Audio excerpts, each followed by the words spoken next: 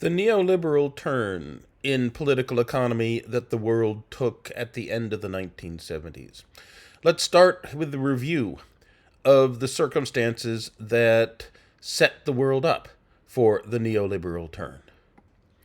In the broader sweep of the long 20th century, the neoliberal turn strikes me as surprising in contrast to what had done before. That is, we can understand why pressures were building in the late Belle Epoque between 1870 and 1914 for a substantial change of course of the system. The world economy and polity were under unprecedented stress from the extraordinary ramping up of the pace of creative destruction. And then, starting with World War I, the system of world governance manifestly and completely failed to do its job. But the failures of global growth and of economic management that happened in the 1970s, well, they were very small beer compared to World War I, compared to the Great Depression, compared to the failures of equitable growth in the 1920s, compared to World War II. And yet pressures for substantial system reform, while not as great, were substantial and did lead the world to take the neoliberal turn. One way to think about it,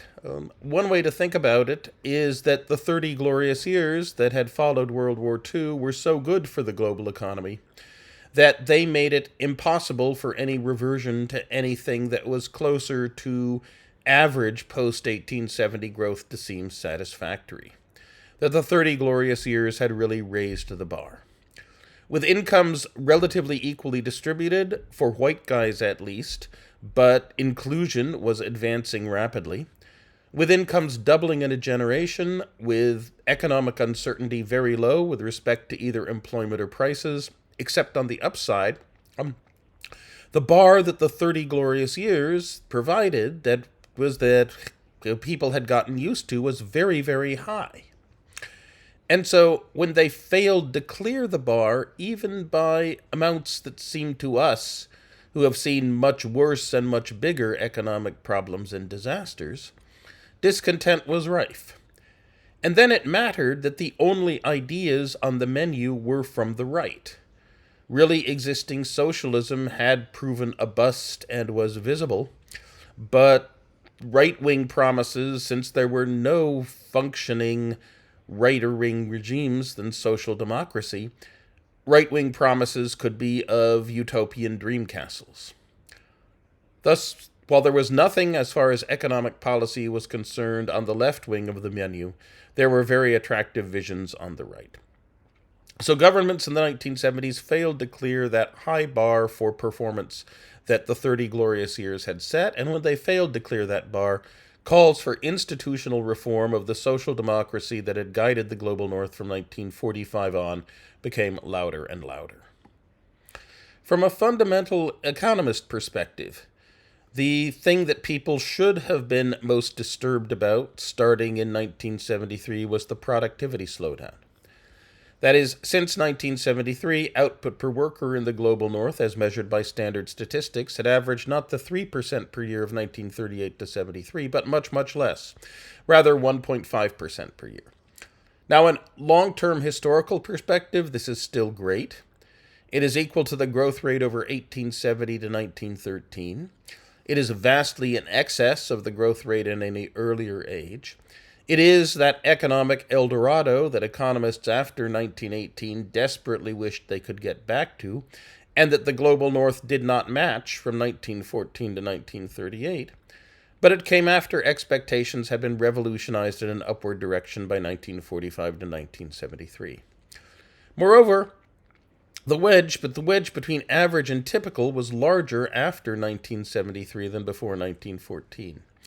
Income distribution did widen in the Belle Epoque in the first Gilded Age before 1914, yes, but it did not widen by much. While average income growth was 1.5% per year, median income growth was 1% per year. By contrast, after 1973, median income growth was at best 0.5% per year as conventionally measured. Income inequality started rising and rising rapidly just as productivity growth slowed. Plus, blue-collar and lower white-collar white guys had to share some of their income with those who were being included with women and minorities. Now, it is still not so clear why in the 1970s the growth rate of output per worker in the global north slowed so much and stayed so low relative to the 3% per year of 1938 to 73. In Western Europe and Japan, the easy days of post-World War II catch up, when simply applying to production technologies already deployed in the United States, applying those production technologies yielded enormous dividends. Those days were over. In the United States and also in Western Europe, there had been a big post-World War II, quote, baby boom. After very low birth rates for the time in the 1930s Great Depression and then during World War II. At this point in the 1970s, the post-World War II baby boom generation was entering the workforce and making the members of this kind of rat moving, eaten by and moving down the snake lump in the age distribution fully productive was a difficult task. The failure to accomplish it was one source of drag. All over the global north, moreover, attention turned to pollution control. So a great deal of investment in socioeconomic progress took the form of the public good of a cleaner environment, rather than higher private incomes. And that cleaner environment was often overlooked when people complained. Plus, increasing uncertainty required increasing flexibility. Businesses had to make investments to enable them to operate when oil prices were high and when oil prices were low, when the value of the domestic currency was high and when the value of the domestic currency was low. And money spent increasing flexibility is not spent increasing productivity. And then there is the argument, there is actually a real argument, that true economic productivity growth did not slow down at all, let alone pollution control. The mass distribution of communications, computation, and video and audio entertainment technologies would have been worth a great deal to previous generations. Yet they have now become part of our expected background, and they do not show up in GDP because they are advertising supported, and so enter our national income accounting as an intermediate cost of providing advertising services rather than as a part of final consumption. Perhaps our standard price and income measures confuse. A rise, a shift in what we're consuming, a rise in essentially free entertainment and engagement, and alongside, admittedly, perhaps a decline in the ability to acquire traditional indicia of stable middle-class status, for a stagnation in real standards of living. But it may well not be. The puzzling thing is that economists do not, still, after almost 50 years, understand the post-1973 productivity slowdown at any useful level. Nor, I must say, do we truly understand the mid-1990s speed-up, nor do we understand the late 2000s renewed slowdown. The bottom line, starting in 1973, people in the global north could no longer expect 3% productivity and real income growth in an average year. It became more like 1.5% and 0.5%. And people got mad, began to wonder if social democracy had failed. This primed the pump for the neoliberal turn. Continuing this review, there were the oil price shocks. Perception of the economic failure of social democracy in the 1970s was the derangement of the oil market, when the Arab-Israeli war generated enough solidarity among Middle Eastern oil producers, and when their organization, OPEC, the Organization of Petroleum Exporting Countries, realized just how strong were the monopoly market muscles that it had to flex. So world oil prices tripled in the fall of 1973. This sent the world into a major recession accompanied by an upward jump in inflation toward 10% per year, stagflation. This pushed the world economy toward a much more energy-conserving pattern of production. This meant that a lot of people lost real incomes and jobs in ways that were not going to come back after the recession was over. The market was seeing signals that energy-intensive, high-productivity manufacturing needed to change in an energy-efficient, labor-intensive direction, and this too became social democracy's fault. Now, it's possible that the tripling of world oil prices, the durable tripling, was an intended result, not so much of U.S. foreign policy, but rather of Richard Nixon and Henry Kissinger acting as geopolitical cowboys. Kissinger especially sought to strengthen the then Shah of Iran, Reza Pahlavi, as a counterweight to the Soviet influence in the Middle East. When the oil price tripled, the Shah was indeed immensely strengthened in his wealth, at the price of enormous economic damage to both the industrial and the developing world. The economic repercussions of the oil price did come as a surprise. It is most likely the oil price rise struck the administration as not worth its concern, and certainly as not worth trying to roll back. After all, it did strengthen the Shah, and few had any conception of the economic damage those might do, and those few were not listened to by the U.S. government. Continuing our review of what primed the pump for the neoliberal turn, there also was this failure not of social democracy, but rather of global political economic governance and of the U.S. playing its role as hegemon. Exchange rate disorder. Richard Nixon was somewhat Trumpian. The Bretton Woods system, the fact that the major currencies of the world were pegged to gold and were to be adjusted only under the aegis and with the permission of the IMF, the Bretton Woods system posed an obstacle to Richard Nixon's and Treasury Secretary John Connally's plans in advance of the 1972 election to use price controls to reduce inflation, while at the same time using expansionary monetary policy to reduce unemployment. With low tariffs and at a fixed exchange rate, the resulting trade deficit would undermine that policy, and Nixon and Connally demanded that other countries fix it. "It's our dollar," said John Connally, "but it's your problem." Nixon's appointee as chair of the Federal Reserve, Arthur Burns, was on board with the wage and price controls policy to control inflation and monetary expansion to maintain a high-pressure economy. But he did fear with a passion the breakdown of Bretton Woods. Paul Volcker, who was then an undersecretary for John Connally at the U.S. Treasury, reports a, quote, interesting discussion with Arthur Burns, unquote, over lunch at the American Embassy in Paris, in which, quote, the chairman of the Federal Reserve Board made one last appeal, unquote, not to break the Bretton Woods system of economic management. Volcker reports that, to me, it simply seemed too late. And with some exasperation, I said to him, "Arthur, if you want a par value system, the Bretton Woods system, you better go home right now and tighten money." With a great sigh, he said, "I would even do that." But he did not. At some level, he did not want to further joggle the elbow of his longtime political patron, Richard Nixon. At some level, he did not believe Congress would tolerate a Federal Reserve that looked like it was trying to generate another recession by tight money so soon after the recession of 1970, and believed the Federal Reserve needed above all to preserve its independence. But is the independence of a central bank that will not dare to cross either the executive or the legislature out of fear of losing its independence, is that independence actually worth anything? Is that actually independent?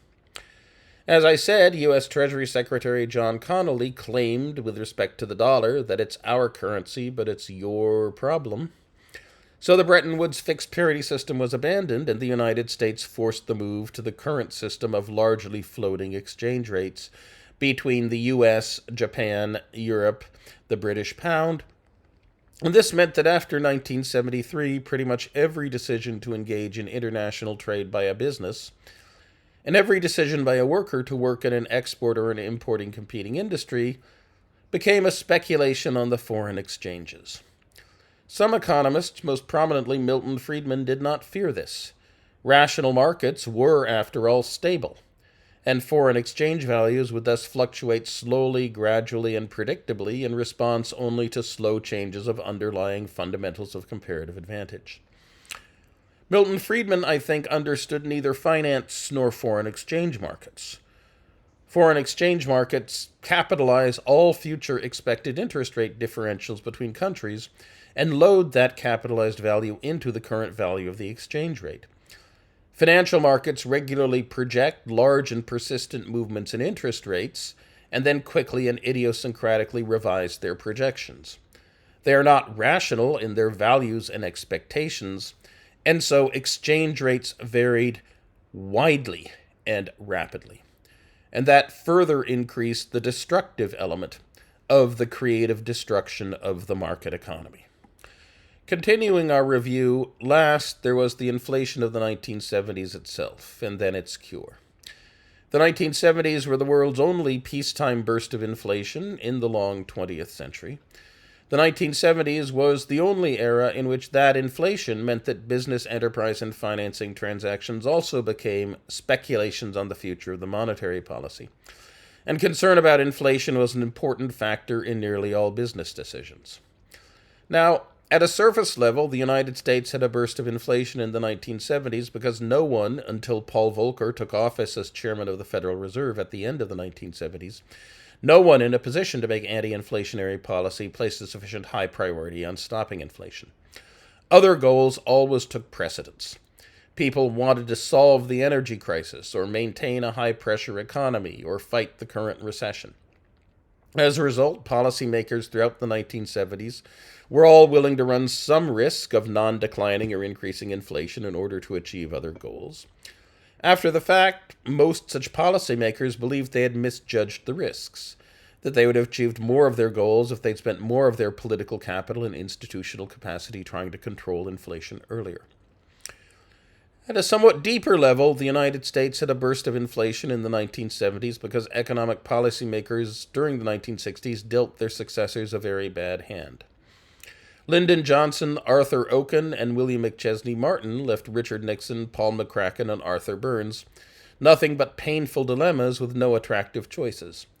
Bad luck, coupled with bad cards, coupled with a tendency to cut corners, made control of inflation in the 1970s a failure, and a worse failure than anyone had imagined ex ante that it would be. And in one sense, the truest cause of the 1970s inflation was the shadow of the Great Depression. The memory left by the Depression predisposed the left and center to think that any unemployment was too much, and eliminated any mandate the Federal Reserve might have had for controlling inflation by risking high unemployment. Thus, the memory of the Great Depression meant the U.S. was highly likely to suffer an inflation like the 1970s and the post-World War II period sometime. Maybe not as long, and maybe not in that particular decade, but nevertheless an inflation of recognizably the same genus, until the pain of that inflation restored to the Federal Reserve its ability to take steps to increase unemployment to curb price increases. And expectations shifted back again to that inflation will not always be constant or increasing. In short, sooner or later in post-World War II America, random variation would have led the economy to fall off the tightrope of full employment and low inflation on the ever-expansionary higher inflation side. Eventually, some combination of shocks would produce a macroeconomy with relatively strong inflationary demand. And once that happened, given the shadow by the Great Depression, there was no institution with enough authority, power, and will to quickly bring inflation back down again. Between 1965 and 1973, there were a bunch of shocks, all on the upward side. Lyndon Johnson's desire not to have a recession in 1966. Lyndon Johnson's failure to raise taxes to finance the Vietnam War in 1967. Richard Nixon's shying at the jump in 1969 and pursuing a policy of gradualism. Richard Nixon's belief that inflation could be controlled and a high-pressure economy generated by a combination of wage and price controls, but also monetary ease in 1971. And then the oil shock of 1973. That pushed the economy off the tightrope. Hence, inflation fluctuated between 5% and 10% per year for a decade. And then Paul Volcker, as chair of the Federal Reserve, brought down the hammer, or rather the brick, hit the economy on the head with a brick. 11% unemployment and interest rates as high as needed until no worker dared ask for a raise. And inflation dropped below 5% per year and stayed there after 1983. Now, many observers would say the costs of the Volcker disinflation of the early 1980s were certainly worth paying. They compare the U.S. economy after 1984, an economy with relatively stable prices and up until 2009 relatively moderate unemployment, with what they estimate to have been the likely consequences of business as usual. Inflation slowly creeping up from near 10 toward 20% per year over the 1980s, and higher unemployment as well, as inflation deranged the functioning of the price mechanism, and also as excess supply was required to curb what were expectations that inflation was on the rise. Federal Reserve staff especially have to believe that was true, for 1979 to 1984 was absolutely brutal in terms of its macroeconomic distress. Nevertheless, other observers believe there ought to have been a better way. Perhaps inflation could have been brought under control more cheaply by a successful incomes policy, made up of a government business-labor compact to restrain nominal wage growth, which would certainly have been in the AFL-CIO's interest. It is hard to think of anything worse for that organization's long-term strength of the 1980s as they actually happened. Perhaps inflation could have been brought under control more cheaply by a Federal Reserve that did a better job of communicating expectations and targets. And then there's the argument over gradualism versus shock therapy. But 1979 to 84 was what it was, and that macroeconomic disaster, that was also laid at the feet of social democracy. One more slide to end this review of the priming of the pump for the neoliberal turn. Yet, I still find myself puzzled.